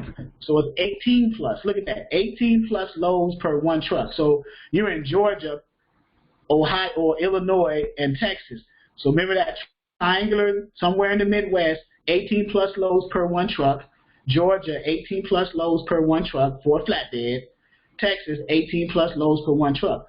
So again, if you set up a triangular coordinated route for that flatbed carrier, your chances of getting a load right now, according to that trend lines for a flatbed, you can 18 to 1 ratio of finding a load for a flatbed in those states. That's how you read that. Indiana, Georgia, Texas. So you can load plan. If you get a flatbed carrier under a dispatcher agreement, right now you can load plan for them for a broker in Indiana to Georgia, over to Texas, back up to Indiana, triangularly, good paying loads, back and forth, or even just back and forth this way, or up and down. It doesn't matter, as long as it's paying back, call, and forth. Even the states in between, 18 plus, 18 plus. So you mean tell me you can't find 18 loads per one truck. And look at all these states are 18, 18, 18, 18 for a flatbed. Let's go to the reefer. 12 plus,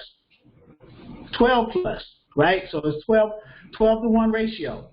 So a reefer, you can find 12. You can just go from Mississippi to Arkansas, 12 back and forth, or over to New Mexico, back and forth. Even in Texas, you can find anywhere between 5.6 to 11.9 to 1 ratio of loads to trucks in Texas. The same for Indiana and then down to Georgia. So that's still a good ratio. For every one truck, you can get 5 to 11 loads for that reefer. That's how you read that. That's how you look at that. So as a dispatcher, you can load plan. So there's a pattern there. These states seem to be prevalent with loads. So why not keep your carriers running in those states? Why send a carrier all the way over here to Montana where you're not going to be able to get a load out of? They may be stuck for a few days, losing money. Why not keep them in an area where your potential to find loads is greater than it will be in a state that it is not, especially for a specific equipment type. That's how dispatchers plan for their carriers. But you have to have the resources and the knowledge to know how to do that. So,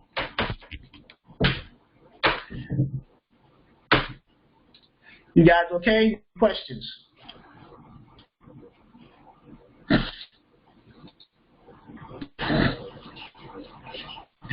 We have somebody else join in. Who else joined in?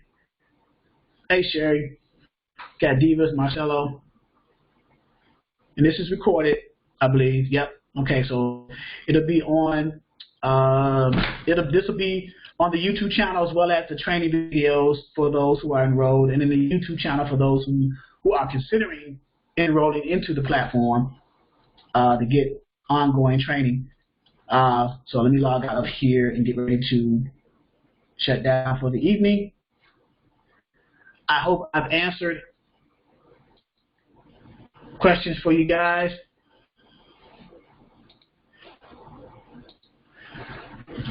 So are we good?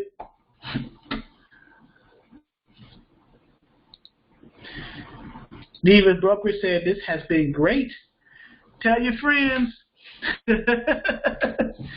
Tell your friends.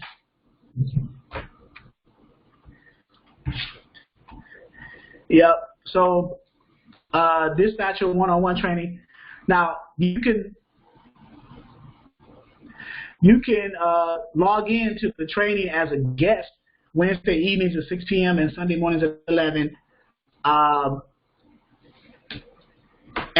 I'll share the screen, but you won't have access to some of the things unless you are an enrolled subscription-based member, which is fine.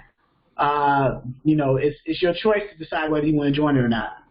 This Saturday, I'm having a dispatcher one-on-one seminar for those people who are not enrolled members but want to at least get an idea of what dispatcher one-on-one is about. 2 to 3 hours, and this is what you'll learn. You'll get 3 ebooks, you'll get the training materials, and we'll go over these things: getting carriers, navigating load boards, talking to brokers, completing the carrier package, how to properly do that, booking the loads, how to properly do that, and load planning, some of the stuff that what we just did, load plan a little bit, invoicing carriers, whether you use PayPal or Square or whatever invoicing software that you have, maybe QuickBooks, however you use it, Invoice Home. There's so many of them out there. You just have to decide which one you want to use for your specific company. Whichever one best suits your business model. And that's how you got to look at it. It's your business model. You're structuring your business model, your company, how you see fit for you. This platform is just a area used to provide tools and resources for you and insight into how it's done from our perspective. Robert asks, is there a website for the Diva brokerage? Tarnisha, this is my first time, and I really enjoyed much needed information and breakdown. Thank you. I put it in. I'll put our Facebook page and LinkedIn page in your notes. Is that okay? And In the chat. Where do you want me to put it for that purpose? You can type it into the chat right here for everyone to see.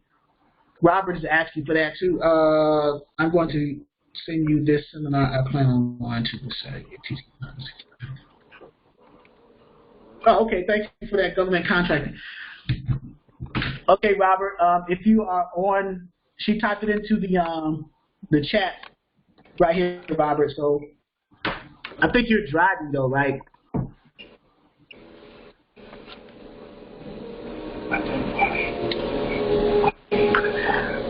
So you're on Facebook as Global Divas?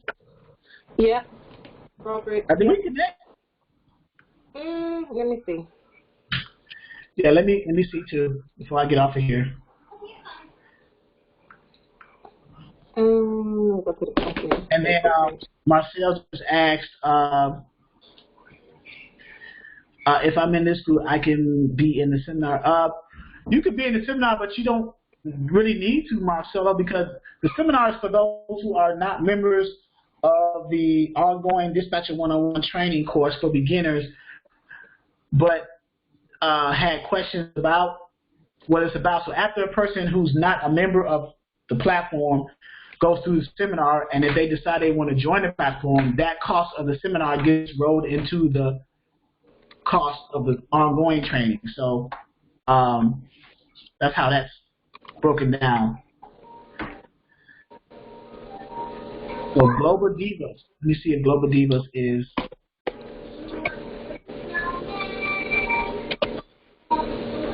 I will. Global Divas. It's Global Divas Brokerage actually. That's not it. Put in brokerage, yeah. There it is. Okay, so it's just a like. I can't join it. It's just a like. Really? Okay. Why? I wonder why. Well, I can like it. I like it. That's not a problem. Oh, go down to people. Go to the ones for people. Oh, I hear Divas Brokerage. Is that? I mean, that's our logo. Put add friends. There it is. All right. All right. And then Robert. If Robert missed it, I'll give him the website, dispatch. Well, that's the email, dispatch@globaldivasbrokerage.com. And then the number is 1-833-888-DIVA. Is there a website? We haven't put our website up. We haven't published it yet. It's not finished. So, okay. No, we've been using LinkedIn, Facebook. She created Indeed. We have a marketing girl, but this is her part-time job. So the website, I'm going to put that on my list because we need it up. Okay. And I have another broker that I spoke to this morning. She's based in Jacksonville, Florida, and she just got her broker authority. So she needs help with finding. I try to network everybody together to try to help each other find like shippers, and like maybe one broker has a niche of finding shippers that the other ones do not, and maybe the other ones who do not have the niche in finding shippers have a niche in finding carriers. So we put the two together, and they can help one another. So, right. And then she's probably looking to bring on agents too to help her with her brokerage, maybe broker agents to help work for commission and things like that. So her name is Jasmine Byers. Her company is Open Road 24/7 Logistics, and I'll be reaching back out to her. She was supposed to be on tonight to provide some insight. What's her last name? Jasmine Byers, Byers. Okay, thank you. Open Road 24/7 Logistics. I got it. Thank you. So if you reach out to her, let her know that you spoke to Charles at I spoke to her earlier. I was talking to her. I was driving in the truck, and she called me. I spoke to her about half an hour, 45 minutes, and I gave her a lot of content about brokering because she went to a brokerage that didn't really give her what she needed as far as training and everything. So I was explaining some things to her, and you know, just let her know if you connect with her. Just let her know that, you know, you got her information for me. Okay, I will. All right. Anything else, guys? No, I'm gonna email you in a minute though. Okay. Mm-hmm. And Tarnisha and Kira said they got some good. I'm glad everybody who just tuned in for the first time got some good content. And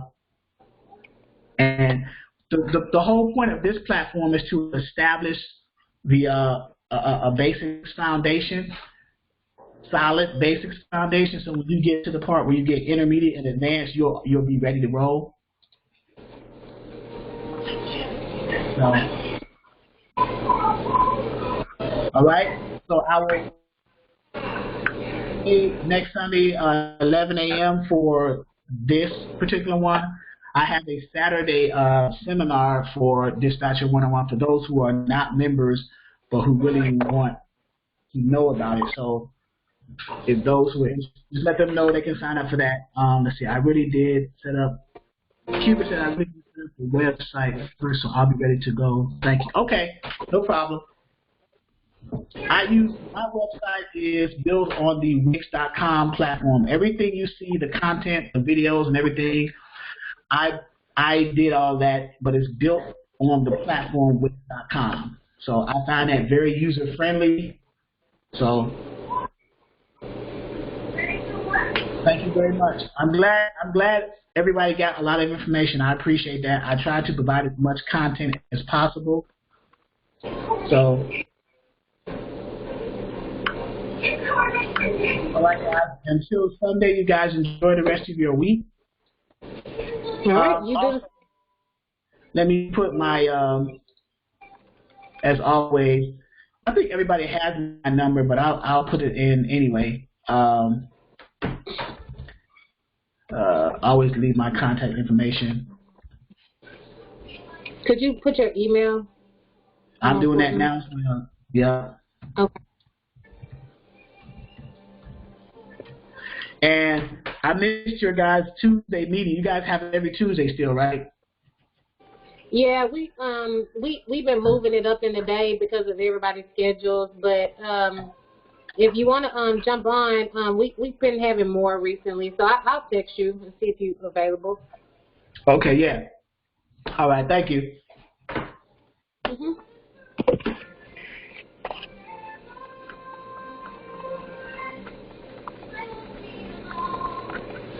All right. That's my